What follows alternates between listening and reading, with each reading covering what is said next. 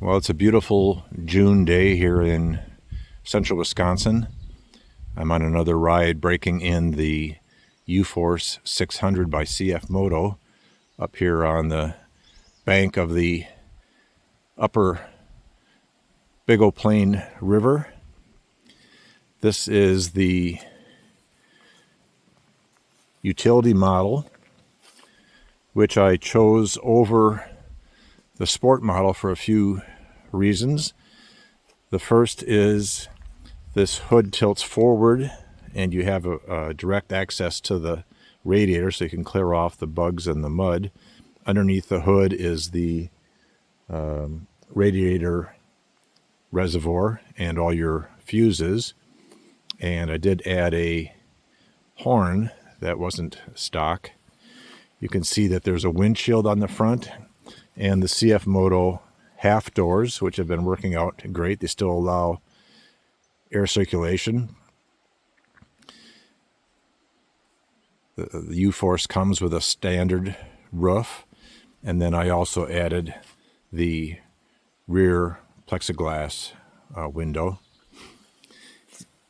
Comes with standard aluminum wheels and 26-inch tires. These are kind of an all-around bias ply, basically a mud tire, and these will be upgraded to a 27-inch, more of a highway rock tread very shortly.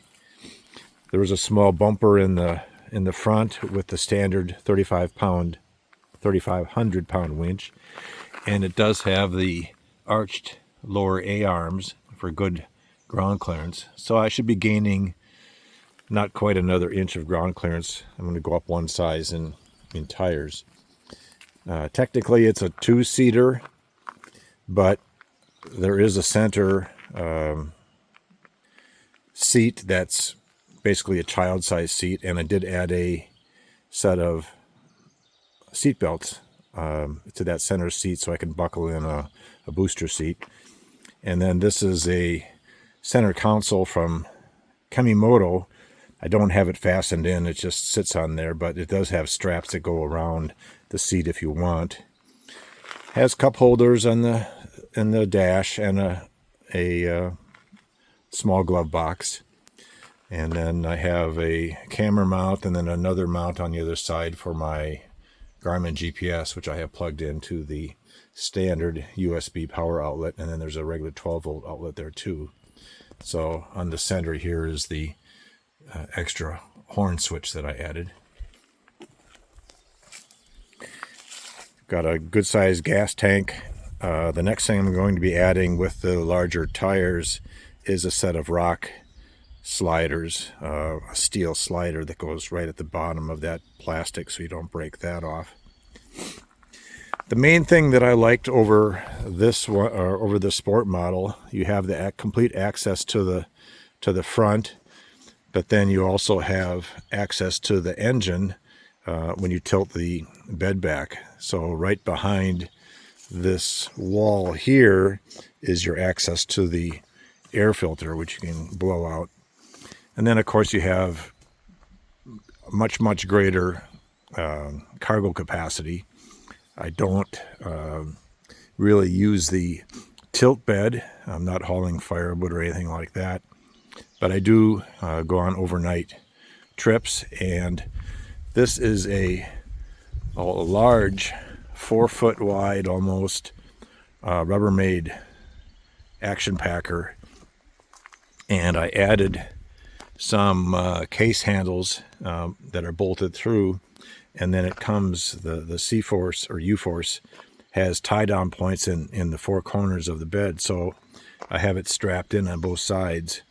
So this gives you basically a huge trunk, but it's just a real lightweight box, so I can take it out easily. And there's still plenty of room in here. With the larger tires, I am going to be adding a spare tire, and I'll have that fastened in. It comes with a standard 2-inch receiver hitch, and I've got a clevis on there for a toe strap, and then adjustable shocks all the way around. So again, these are the stock bias ply mud tires. I'm going to a more conventional, harder tread for rocks and for pavement, and they'll be one size bigger and actually one size narrower on the back, because I'll be using the 9-inch tires on the front and the back, so that I have a spare that'll fit either side. And then there are little cutouts in the box, if you can see down in these kind of figure 8 shape cutouts. That's where these come in. These are little inserts that are fastened in with some little turnbuckles, and they're a 3/8 inch thread, so that gives you tie down points for like a ratchet strap or anything else. I have a big net that goes over top of that. So that's a walk around of the Uforce. So far so good.